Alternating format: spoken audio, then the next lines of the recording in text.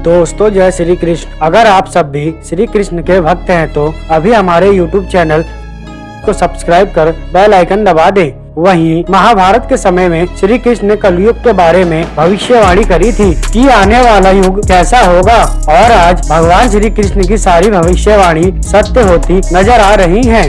दोस्तों जब महाभारत खत्म हुई तो उसके बाद पांचों पांडवों ने श्री कृष्ण से पूछा कि आने वाला युग जिसे कलयुग कहा जाएगा वो कैसा होगा।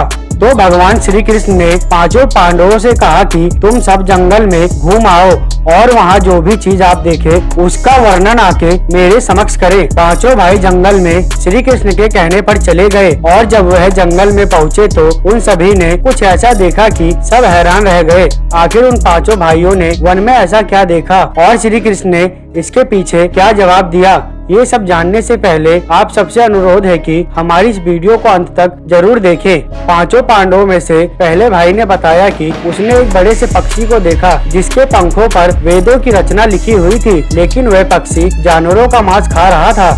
जब अर्जुन ने इस पक्षी की बात श्री कृष्ण से बताई तो श्री कृष्ण ने इसके उत्तर में बताते हुए बोला कि कलयुग में ऐसे ही कुछ लोग होंगे जिन्हें बुद्धिमान कहा जाएगा, लेकिन ये इंसान दूसरों का नुकसान करने के लिए हमेशा तैयार रहेंगे और अपना फायदा किसी भी सूरत में निकलवाने की कोशिश करेंगे। इसके बाद पांचों भाइयों में से भीम ने आगे जाकर जंगल में एक गाय देखी जो अपने बच्चे को इस कदर चाट रही थी कि उसके शरीर से खून बहने लगा, जिसे देखकर भीम एकदम चौंक गए और श्री कृष्ण को आके अपनी आंखों देखी घटना बताई। साथ ही इस घटना का अर्थ स्पष्ट करने के लिए कहा तो श्री कृष्ण ने जवाब में बताया कि कलयुग में लोग अपने बच्चों से इतना प्यार करेंगे कि उनके प्यार के चलते उनके बच्चों का विकास ही रुक जाएगा। कलयुग में बच्चे विकासशील नहीं होंगे, ये बच्चे केवल माता पिता के प्रेम में ही फंसकर रह जाएंगे। अगर किसी का पुत्र साधु बन जाता है तो लोग उसके दर्शन करेंगे और उसके आगे शीश झुकाएंगे, लेकिन अगर खुद का बेटा साधु बन जाए तो बैठ कर रोएंगे और निराश होंगे कि आखिर उनकी परवरिश में क्या कमी रह गई जिससे इनका बेटा साधु बन गया।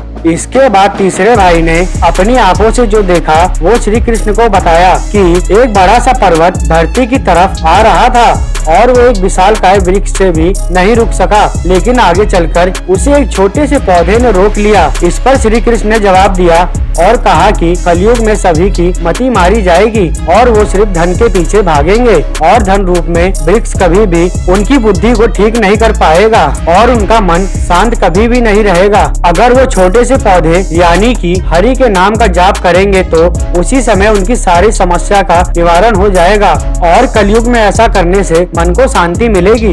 इसके बाद चौथे भाई ने जंगल में 2 सूंड वाले हाथी को देखा और इसके बारे में भगवान श्री कृष्ण को बताया और उनसे इसे स्पष्ट करने को कहा। इस पर श्री कृष्ण ने जवाब देते हुए कहा कि कलयुग में ऐसे ही दोगले लोग होंगे जिनके हाथ में सत्ता होगी, वो कहेंगे कुछ और करेंगे कुछ और इसी तरह से ये सत्ताधारी लोग मासूम लोगों का शोषण करेंगे। इसके बाद पांचों में से आखिरी भाई सहदेव ने जंगल में देखा कि वहाँ बहुत सारे कुएं हैं पर उनमें से बीच वाला कुआं बिल्कुल खाली है। सहदेव को यह अजीब सा लगा और उन्होंने श्री कृष्ण से इसका अर्थ मांगा तो श्री कृष्ण ने इसका अर्थ स्पष्ट करते हुए कहा कि कलयुग में लोग अपनी पुत्री के विवाह में दिखावा करने के लिए बहुत ज्यादा धन खर्च करेंगे, लेकिन किसी भूखे को और किसी गरीब को देखेंगे तो उसे दान नहीं देंगे, ना ही खाना खिलाएंगे।